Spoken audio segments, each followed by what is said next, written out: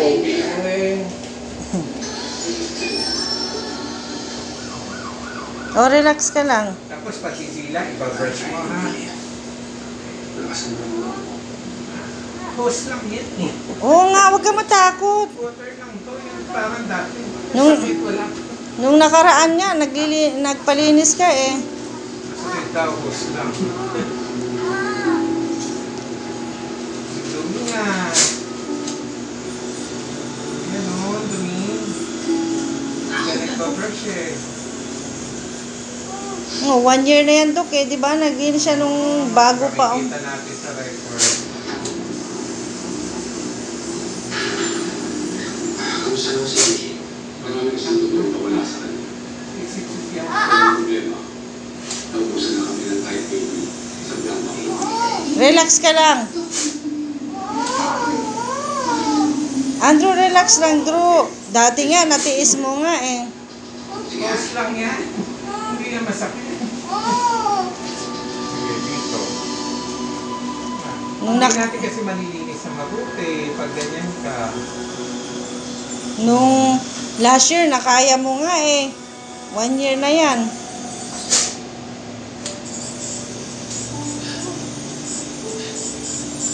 Kamusta pakiramdam mo? Timilit. Ano po nangyari? Tiis lang. Saktan mo ba kayo? Ilang taon na ba siya, anak? 7 po. Si ate mo ang nag-donate ng blood para sa'yo. Relax lang, Andrew. Magkamatch kayo ni ate. Ginawa mo ate yun?